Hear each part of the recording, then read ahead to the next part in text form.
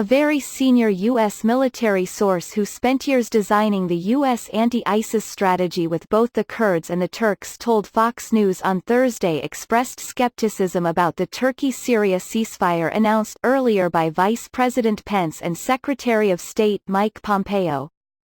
There is no way the Kurds can leave that security zone, the military source told Fox News. There are thousands of Kurds who live in what the Turks want as a buffer zone. That's where these fighters' families live. That is where they are from. In other words, thousands of Kurdish civilians live in the so-called buffer zone, according to the source.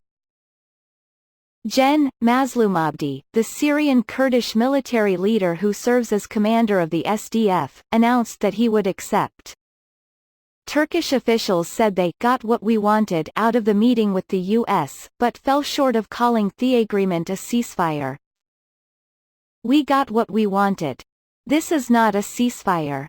We only halt our operations, Turkish Foreign Minister Mevlut Cavusoglu told the Middle East IME news outlet. The joint agreement made for northeast Syria on Thursday did not explicitly use the term ceasefire, rather, under its measured terms, the Turkish side will pause Operation Peace Spring in order to allow the withdrawal of YPG from the safe zone within 120 hours, and Operation Peace Spring will be halted upon completion of this withdrawal. The senior U.S. military source also pointed out there are 4 or 5 Islamic State detention facilities in the buffer zone, asking, what happens to those?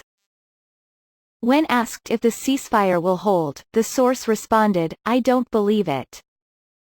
I don't know that Mazloum would agree to this. His goal is autonomy for the Kurds. Mazloum has already turned to Russia and Syrian President Bashar al-Assad now that the U.S. has indicated it will not help the Kurds, according to the senior military source.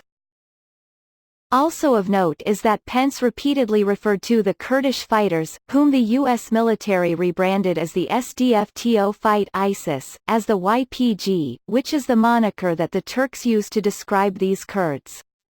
While it is true that the SDF is just a rebranded YPG, that Pence reference can be seen as a concession to Turkey, which was always angered that the United States had teamed up with the Kurds to fight ISIS.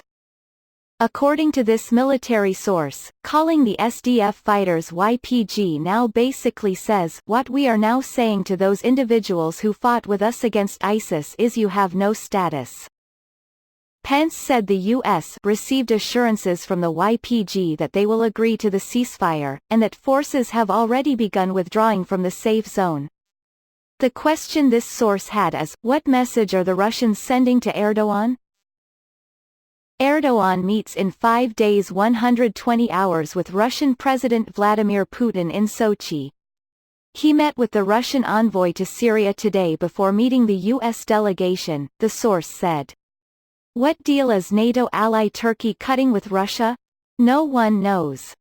This is no great diplomatic coup, the senior U.S. military official said moments after the Ankara press conference. President Trump said it was a great day for civilization as the U.S. and Turkey struck an agreement. I am proud of the United States for sticking by me in following a necessary, but somewhat unconventional, path. People have been trying to make this deal for many years, the president said. Millions of lives will be saved. Congratulations to all. Fox News' Ron Blitzer contributed to this report.